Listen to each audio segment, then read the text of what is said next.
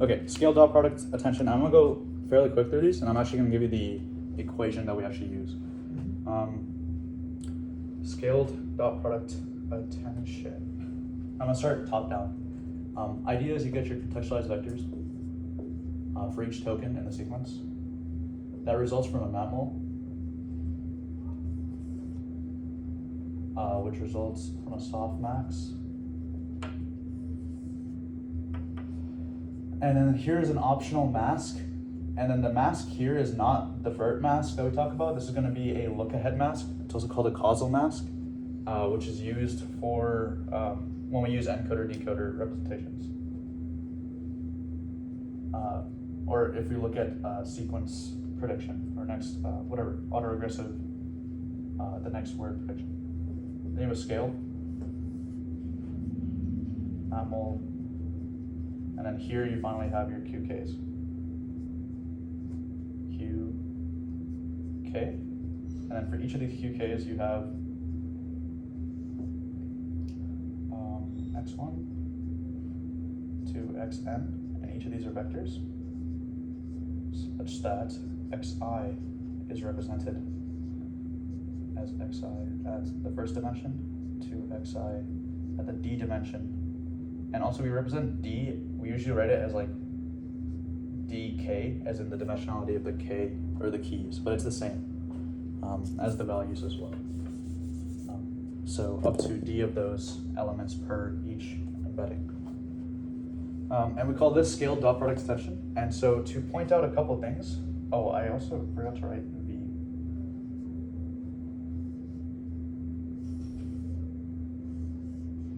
There we go. Okay, the scale that we talk about is 1 over the root of the dimensionality of k. When we get, after our softmax here, we get our actual attention weights. And you multiply those to the values and you get your contextualized vectors. Now, from this we can derive a formula.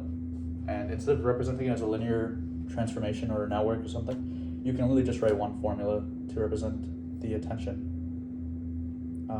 or contextualized values of it, or also the attention vectors. Does anyone know the formula? Let me start out. Attention given QKV. So this is the QKV formulation of attention. There's also other formulations which use like a weighted sum of the embeddings, but this is what you'll see in transformers. So top thing is a softmax times the values. So we'll do softmax, and then what are we softmaxing? We have a scale over root of dk. So root of dk, and then that scale is from qk, and because it's matmul, we can represent it as qk transpose. And that entire softmax is multiplied by v. So that is your attention algorithm right there. That's how you create contextualized vectors. So that's your scale dot product attention formula. And you'll use that in the GPT-2 implementation that you'll submit soon. All right, and I'm gonna rewrite this elsewhere. ATTQKV is equal to softmax Q transpose. Okay. Now let's take a look at multi-headed attention. Like we said, multi-headed basically means that we get a ton of these, and so we have to concatenate them, and we come up with the final representation. So this comes from a linear to determine the dimensions from the concatenation. And this comes from that thing over there. So we'll write scaled dot prod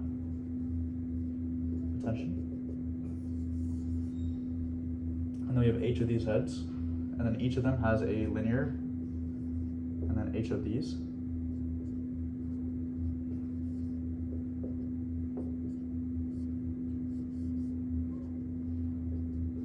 And And then each of these is like Q, K, and then B. And we call that multi-headed attention. So some things, before the concatenation, what you have is H of these, so you'll have like C1 to Cn, first one, all the way to C1 to Cn of the H representation. You concatenate them linearly, and then you do a linear transformation to bring them down to one dimension, or the same dimension as this right here, which is a vector of vectors. And then also in the encoder, if you grab all of this as your head, as your encoder, you can do n of these, which is another hyperparameter for how many encoder blocks you want. You do them in parallel. So let's now represent, and I'm gonna erase this side for, yeah. And I think y'all have already seen this because I did this last time too. Now let's talk about the encoder. So the encoder only model, your output is these contextualized embeddings.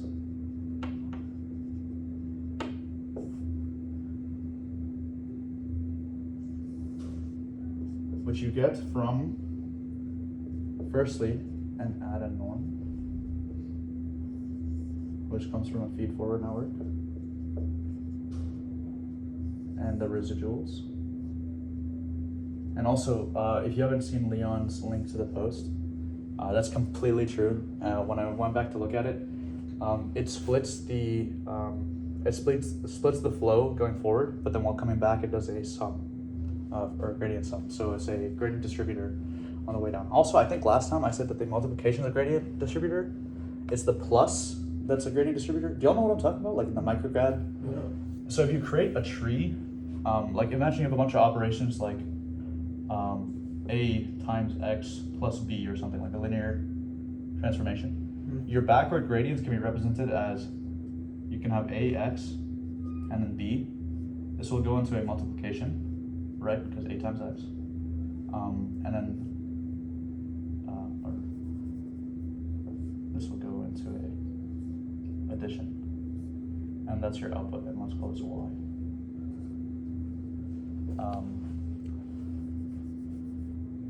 So you have some forward gradients, or not gradients, you have some forward flow, and then your backward gradient, what happens is for the plus, when you take the partial derivatives of this, and you'll learn this if you take M146, when you take the partial derivatives, what you end up with is that the plus represents a gradient splitter. So let's say that on the forward pass you had some value like 9, and then on the backward pass you had some value 7. And I'm gonna draw like that or something. On my own notation. Usually you'll see them in different colors. But the bottom one is the backward gradient. If you see 7 as the backward gradient, it'll just distribute 7. And then multiplication is a gradient swapper. What that means is like you'll have some gradient here, and then you calculate the partial derivatives at the multiplication, and then basically whatever you get right here, you swap them. And then so this one goes here and this one goes here. But it's very basic. The API does everything for you. You don't even need to worry about this. But the idea is that on the way back, the gradient is a plus. But on the way up, it's just splitting the data. And that's where the add norm comes in. So like this data that comes up here is added and then normalized with the feed-forward network outputs. So similarly, this comes from another add norm, add and norm, which means that we're going to add something, and which those things that we're going to add are the residuals. So multi-headed attention.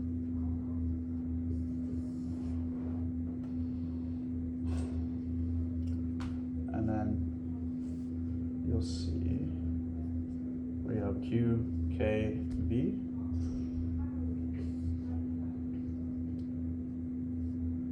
And then the residual comes from here.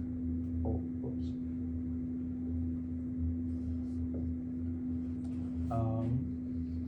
And this is all from this embedding sum.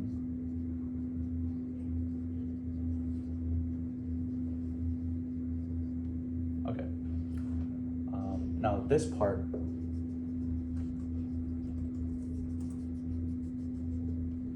you have n of these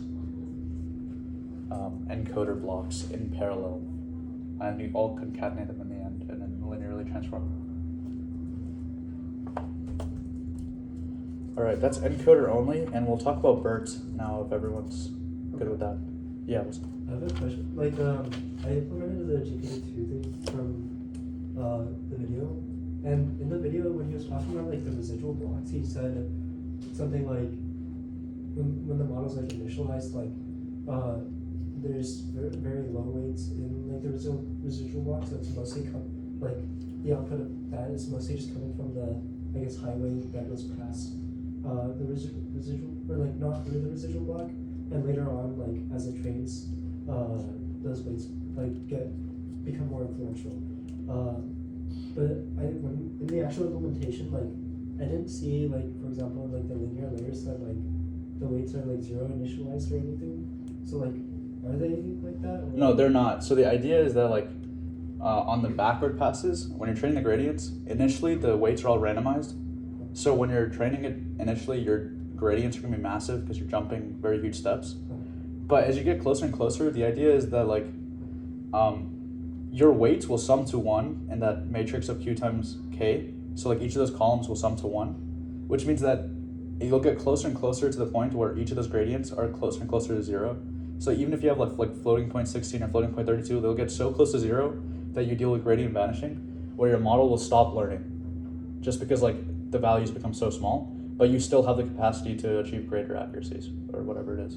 So at that point, what that means is like basically as this multi-headed attention or like this feed-forward network's backward gradients become smaller and smaller, when you're splitting back down, these add norms are still positive. I mean, they're just a linear transformation. So these values will never like, drop so low.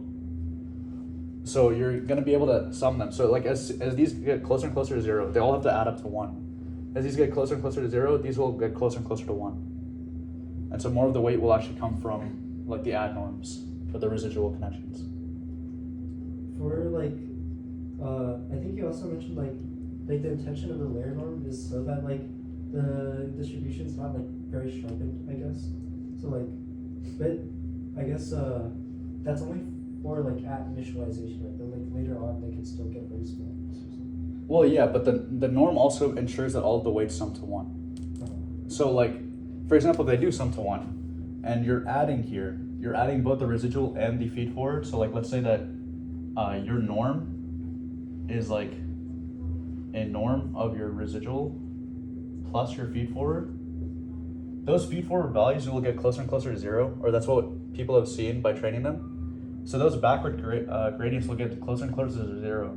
So your residuals will have to increase for that normalization to add up to 1. And so what that means is that like as you get further into training, you're gonna have a lot more of your backward gradients result from these residual connections, not actually from the feed forward or the multi-headed attention.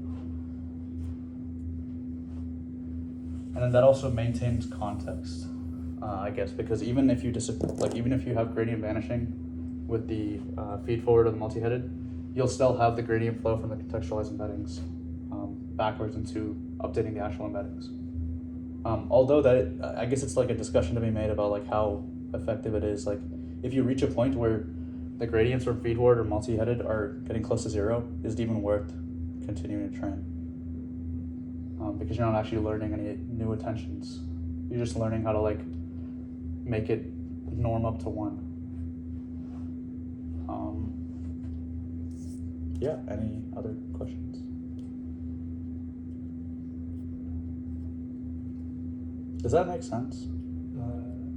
I think so. It's like I don't know how to like prove it. It's just it's the implementation. It's implemented this way, and so that's like as a result of being implemented this way, you have more gradients coming from add norm as these get closer to 0. Now, as to why it should be this way, I'm not so sure about that part. And like why they made it to be this way, I'm not so sure.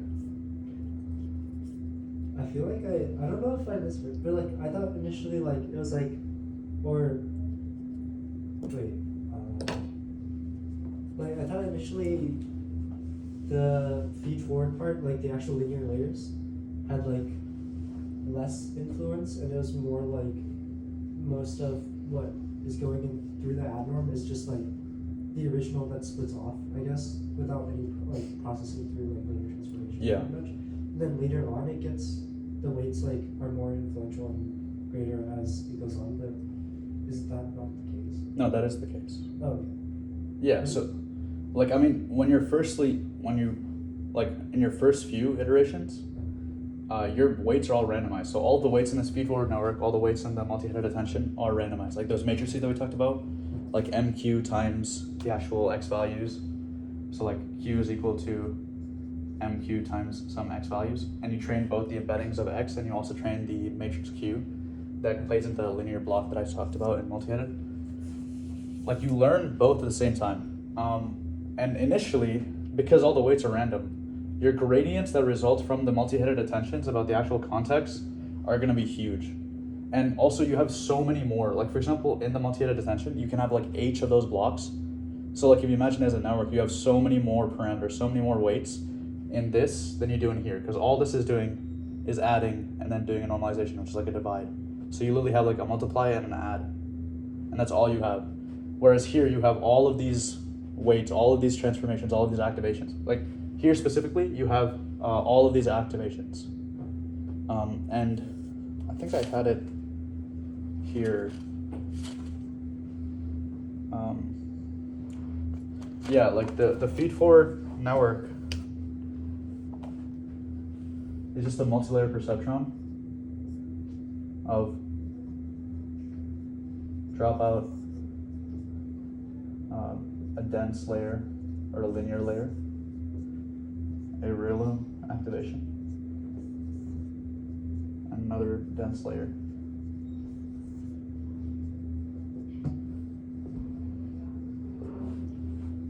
And like so, like this that network itself has so many more parameters because of the input size than the ad norm. The ad norm like doesn't have any weights at all, right? No, it does. I mean, it's a linear transformation, so all linear transformations have backward gradients. Like that y equals mx plus v. Your gradients are still coming from this multiply and this add. So you still have backward gradients for all of these going this way. So you have, I guess, one backward gradient here, one weight here, one weight here, one weight here, one weight here. So you still have, like, in that single linear transformation, for example, you have 1, 2, 3, 4, and I guess 5, but that's just the derivative at that point. So 4 weights. Whereas in your FFN, or your feed-forward network, you can have as many as there are weights in this network. And so initially you'll have a way larger backward flow of gradients from the feed-forward. And you can think of the multi-headed to also be the same because that MQ matrix that we talked about is so large, and each of those is a weight in the MQ.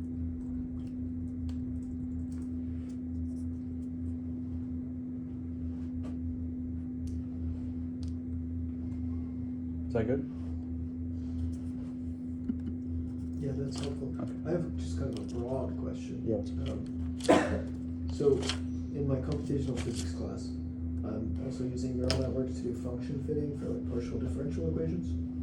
But I feel like my intuition is just right now kind of bad about when I'm done training, when I can do more tweaking to hyperparameters, what techniques in general are. But like the only thing I really saw was from Karpathy's video where he runs the loss and sees how it's swinging over time, and you can kind of get a sense of like, okay, it's bottomed out and it's not really learning anymore, and it's also like jumping back and forth. So maybe I can shrink the learning rate and get it to kind of stop jumping back and forth so much in the loss.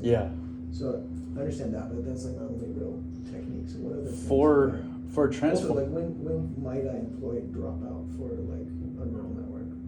Okay, so good questions. Okay, let's talk about dropout first, or let's talk about general ML models first. Okay. For hyperparameter training, what you might do is cross-validation. Okay. So you'll take like different portions of the data set and try it with different hyperparameters. Okay. and then see which one performs best, and either take the average or just pick that one, Yeah. and then see how it performs in the overall data set. For transformers, I'm not sure how you do that. There's other ways to tweak it, like how Carpathy showed. Dropout is another one that's more of like an experimentation tool. Like, for example, if you see that your model is topping out at some validation accuracy or some training accuracy, or if it's like overfitting, you can do dropout to get like free some of those weights from being updated, and then try to. The idea is like memorize less and learn more. Right. Okay. And so I remember that. you'll see like a dropout percentage of like 15% or something to like, or randomly 15% to like actually learn more from it. But that's also like. In my case, like if I'm just trying to do function fitting, I don't mind overfitting. Yeah. That's fine. Yeah. I don't want to learn that one function and fit it as well as possible. Okay, that makes sense. There's a lot of experimentation and trial and error. I guess you just build up intuition about it over time. Yeah, I would say also very rarely have I seen people actually fine tune the transformer itself. Usually it'll be different versions. For example, BERT that we'll talk about is here we do positional encoding plus input embedding. BERT disentangles those, and they call it disentangled attention. What they do is instead of adding them, they'll send them as two separate vectors. And then your attention will, instead of being softmax of QKT, it'll be like softmax of Q from the input embeddings times the relative positional encodings plus Q from the relative position times the K of the input embeddings and stuff like that. There's a paper they'll show you like the way that they calculate attention there. Okay. And I think Roberta does some other manipulation of attention. But yeah, okay, let's get into BERT.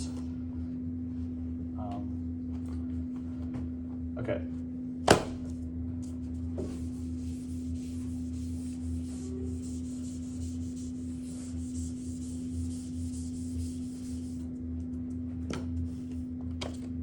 So BERT is it's the bidirectional encoder representation for transformers. And so what that means is, first, we have to think about contextualized embeddings. When you're doing your optional mask, what you'll see is most of the time they'll mask using a look-ahead mask. So what that means is that you have certain queries and you have keys, and you do that QK multiplication. Even though you can multiply all of these, you don't want to. You only want to grab the diagonal versions, because when you know the second word, the only words that you know so far in the sequence are the first word and the second word. You don't know anything about the future words, so you don't want to calculate context of those future words. And this is like your weight matrix, I guess. So you have all of these diagonals, which are your strongest values. And you have a bunch of values here, such that each column sums to 1. And then what they'll do is the mask that they'll do is on this upper right triangle, they'll set all of these to negative infinity. So when you do the softmax, they'll all go to 0. So the weights for all of these future words, or the look ahead words, will be zeroed out. Mm-hmm. And that's generally what you want to do for like predicting the next word or question answer, because you don't want to know. It's like training a model on its labels, so you're memorizing stuff. But BERT does a bidirectional encoding or bidirectional attention. So it allows like the sequence looking to the left and the sequence looking to the right. So you end up with all of these being filled. All of these with actual values, like non-zero values. And they still sum to 1, but now you have context on both sides. Now, there's a video on YouTube. If you search up like BERT explained, there's a guy with like an hour-long video. If you skip to the chapter that talks about why that's important, he goes into specific detail on how that's played mathematically into the model. But that's important to know. The mask here, there is no mask in the actual encoder step. What happens instead is that BERT is usually used as 2 steps. There's a pre-trained encoder model, and then they fine-tune it for specific data sets. And so the image that you will usually see is like, if I had a battery on my computer, I'd probably show you this instead. It's like you have some embeddings, and then you have some output, or I should say context, and then we'll call this BERT. And you'll have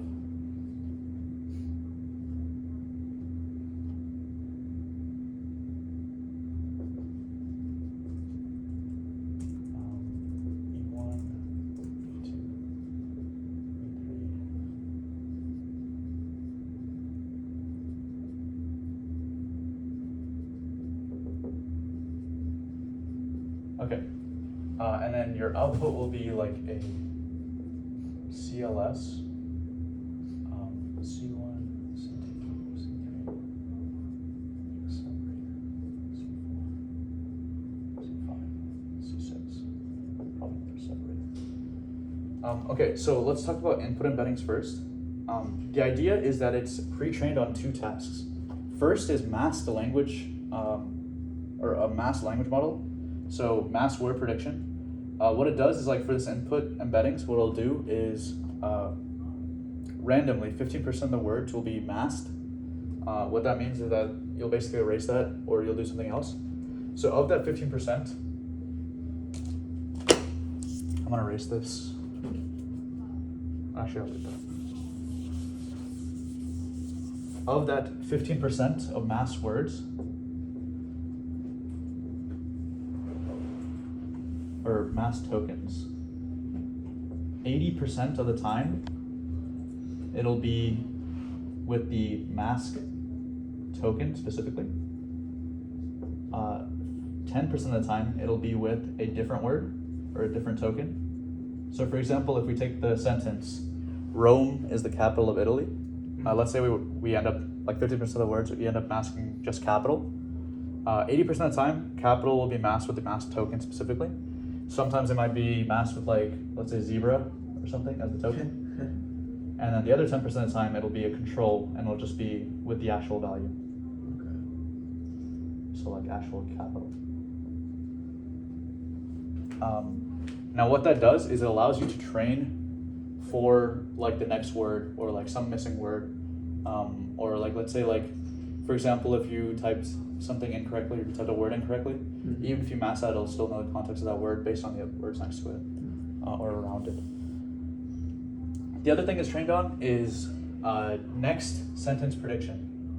And so we'll call this NSP, and masked language model.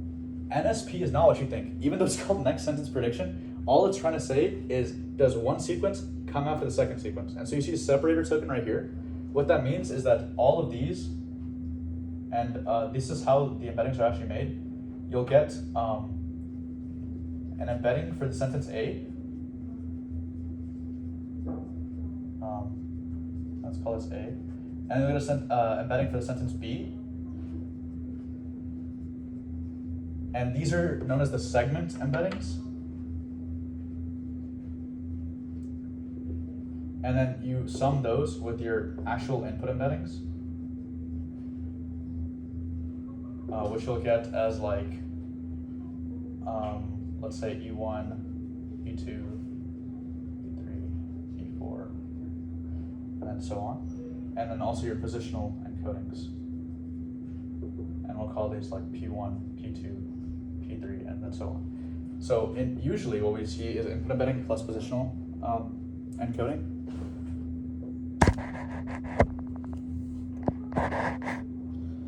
But now we also have segment embeddings, and I don't know if this is catching on the camera. But you add segment embeddings, and what that allows you to do is now the model has context of like whether these tokens come from the first sentence A or the second sentence B. And so what you can create is in your output context, and this is so sketchy. Like I don't know why they did it like this, but instead of being the start token, they replace it with like the classification token as your contextualized embedding. And they'll be like, okay, this is like, you just do a binary, like a binary activation, like you do ReLU or you do like sigmoid or something, and evaluate to 0 or 1. And that represents, like for example, if it's 1, it means that sentence B comes after sentence A, and then, or it'll be like 0, sentence B does not come after sentence A. And the way that you can train that is using fine tuning. So, like let's say like you actually know that sentence B comes after sentence A, then you'll say like the value is 1. Take the binary cross entropy and then learn that in the weights. So what that means is that you're introducing supervised training to an unsupervised encoder model. And that's the big thing. Transformers are unsupervised models, and so you can make them better by fine-tuning with supervised training or supervised learning. Similarly, masked language models, like let's say like this word is capital, and we mask it, and then we predict like, we predict cat or something, I don't know. But the actual word is capital. you take the cross entropy and then you create some weight that you pass down into the fine-tuned version of the model. And so you have this pre-trained encoder, you fine-tune it for next sentence prediction, mass language model, and you can also fine-tune those using specific data sets. So there's a data set called SQUAD, which you'll see in a lot of the images. There's SQUAD, Stanford's question-answer data set, where it'll represent the first sentence A as the question, second sentence B as the answer, Okay. and then it'll mask, like, let's say, like, parts of this word of sentence B, Yeah. and that's how you can train it to like do like question answer. Okay. Or if you do like next sentence prediction, you can like classify as like this is the answer to this question or this is not the answer to this question. Yeah. But most what you'll see is that mass language models will be used for question answer, where like two sequences are next to each other. And then CLS, this token for next sentence prediction, what it does instead is you can train it for classification or sentiment analysis. Let's say you had a bunch of sentences passed in, and like, it doesn't really matter in this case if it's like sentence A or sentence B. Let's say you have a paragraph or something, you passed it in with these separators. You can train it to say like, okay, this portion of text is like a article about tech or something, or it's an article about society or politics. And you can have those classifications as like 0 through 10 or whatever. It doesn't have to be binary. Mm-hmm. And you can represent that with a CLS token. And so you can like train a model using BERT to do sentiment analysis or classification of text. And you can also do it for, or like what you'll see is sentiment analysis. So like, let's say you want to say like, this text is happy and you know it's happy, then you do supervised learning to train it to recognize that this text is happy, and then it'll learn to always classify that text based on what it is. I would highly suggest watching that video, and I'll link it in the Discord as well because it goes way more in detail than I am right now. But does that make sense? And I know you had a question about the segment embeddings last time, so I hope this clarifies like what they are. I think like last time I know what they are, but I guess like my original question was, and I don't know that there's like an answer, but like because the way you get those embeddings is you plug in the index into the embeddings table pretty much, and it gives you that like the embeddings. But there's nothing like there semantically that determines that differentiates what a segment embedding is versus a just the word embeddings. Whereas because they're not pre-generated positional ones, where they functionally look the same from the model's perspective. They're both just embeddings layers, so there's nothing there semantically to say that, oh, this is dedicated to segment. So I was wondering if the paper was just saying that this kind of allows for this kind of learning, because there's nothing steering it to make that distinction. The thing steering it specifically, or the difference between input embeddings, so positional embeddings, it makes sense what the difference is. It's relative position of those tokens. Because they're given. Yeah, they're given, right? You take the indexes and you put them into the sine function or the cosine function, or if you just want to do linear, you just do 0 to whatever your sequence length is. Input embeddings, these are the randomized ones that you learn. The segment embeddings, the identifying factor is that EA for each of these tokens is exactly the same. So it shows you that the values for each of these tokens in the first sequence come from the same sequence, and you can specify that by setting EA to the same value and then EB to a different value, but then all of the tokens in EB will get the same embedding value. So it's like you're shifting all of sentence A by some amount when you add segment embeddings, and you're shifting sentence B to some amount using these segment embeddings for B. And the idea is that by looking at that difference, imagine you just had a model that just took the means. You could easily tell okay, segment A all has embeddings that are 5 or something, and then segment B has embeddings that are all 10. You can tell that if the token comes out and has context and has a value of 11, it's probably sentence B. And that's super abstracted. First of all, they're not scalars. Yeah. But that's the idea, is that you have the same values for all of the tokens in that sentence. Also, a lot of the time you'll see question answer is only 2 sentences, but you can put more separators and make it longer if you wanted to. And we'll talk about that for decoders as well. I think we're going way over time, but I really want to finish this out, so I hope you don't mind. Okay. That makes more sense. Yeah. That's good. Okay, and it'll play, or actually I recently started this lab for this mentor, Professor Kaiwei Chang's lab, where a PhD student, my mentor, is working on identifying and trying to reduce misgendering in large language models by using BERT and checking to see like whether relative positions will cause the tokens to be reevaluated as like, for example, instead of like 90% of the time it goes to like he, him, because the data set is so heavily like masculine or whatever. And then like if we can use relative positions, maybe we can change that to be Zer by using disentangled attention, using BERT. But yeah, there's a lot of different ways that you can use BERT, a lot of different tasks, a lot of different things you can visualize. Okay, so I'm gonna erase this and we'll talk about the decoder only. And then I think the decoder only would be much faster because we talked about most of the residual stuff that we talked about. The only difference is that now you're doing auto-regressively predicting the next word or token. So, biggest thing is that now instead of contextualized embeddings, you get actual output probability of a word or token. This comes from a softmax of the logits or log odds of that word, which comes from a layer that creates them into a single vector. And then here's the difference. We're gonna call this block 2 to n, and I'll talk about that later. And this comes from block, let's say 1. It's okay though. So block 1 comes from that add norm, which comes from that feed-forward neural network, which means it has a residual. Residual right there, which comes from a multi-headed attention with a causal mask. Same thing as look-ahead mask, because when you're predicting the next word, you don't know the future tokens. And then this is QKV as usual. QKV.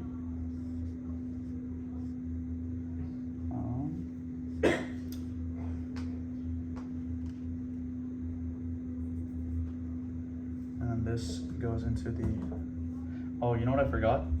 An add and norm. And this residual goes to this add norm. Okay.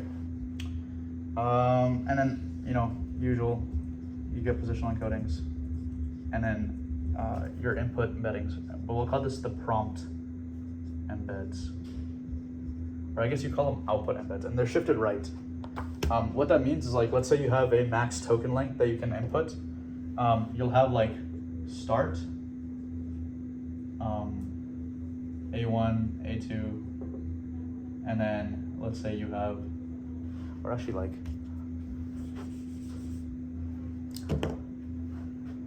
Rome is the capital of, and let's say that's like as many tokens as you can represent. It'll shift right, so it'll, like, what it should output up there is Rome is the capital of Italy.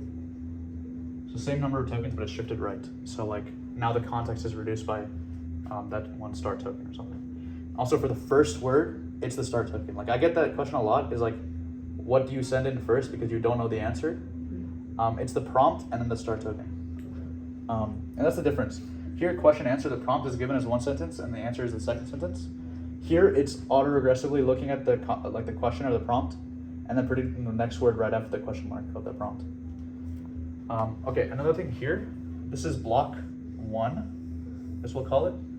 Instead of having n of these in parallel, you have them sequential. So you take these output probabilities of the next word, or this sequence, I guess, pass them sequentially for n blocks. What that allows you to do is get like a better average of what words should show up next based on these contexts. Now, I don't know how it actually plays a difference. I'm pretty sure it just doesn't make sense to have them in parallel because you're just predicting the same word over and over. You don't really learn anything by having n heads at them. But that might be something to look into. Let's see, any parts of this? We talked about has the causal mask, look ahead mask. Oh, and if the word doesn't fill the entire token length, it'll just pad it. And it can pad multiple ways. It can either like, if it's padding at input time, it might just do like a pad token. What I've also seen if it pads in the attention block, it'll pad it with like negative infinities before the softmax, or it'll pad it with zeros after the softmax. It just depends on implementation. That's it. We also talked about the MLP that the feed-forward network is. It's a dense, ReLU dense dropout. Yeah, that's it. This is GPT-2, or this is GPT, and this is BERT, and Encoder-Decoder. Now, we finally get to what the actual transformer model is, which is a translation model, an encoder-decoder model. And so we here, also some phrases to note. The multi-headed attention in the encoder block is known as encoder attention. The multi-headed attention in the decoder block is called the decoder attention. And when we get to the encoder-decoder, you'll see a block called the encoder-decoder attention. And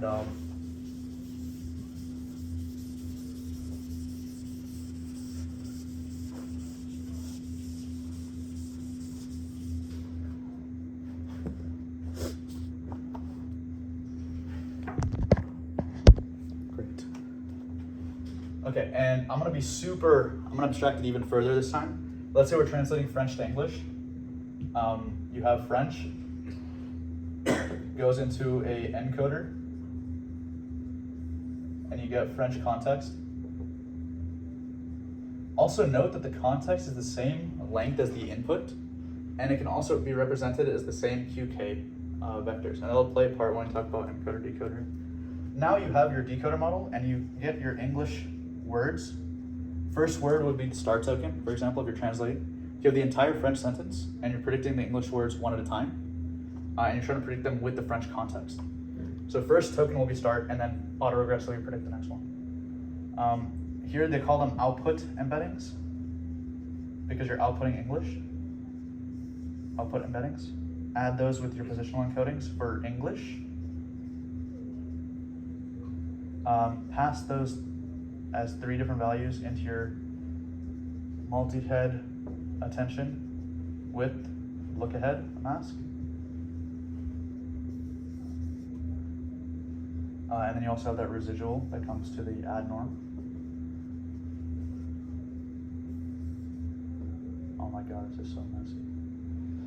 And now here is where things are different. So this is your decoder attention. Your encoder has your encoder attention. And now you have encoder-decoder attention, which is just multi-headed attention. Encoder-decoder attention. And what happens here is because your French context can be the keys. Like for example, let's say you're querying an English word, or sorry, you have your English values and you want to multiply them by the French context. That means you need to create attention vectors for the French context. So what we can do is pass these French contexts as Q and K, because recall that Q times K gives you your attention values. So you pass them as Q and K, and then you pass the English words as V. Now the question is, where do you get your residual from? Generally you want to keep it with the same English words, so your residual would come from the values.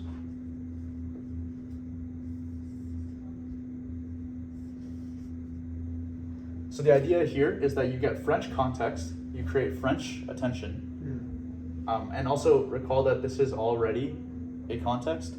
This is your H times context, and then here you'll get an N times context because you have like N of these decoder blocks.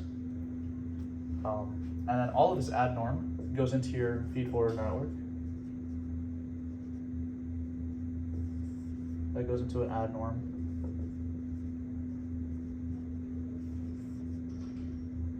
The residual.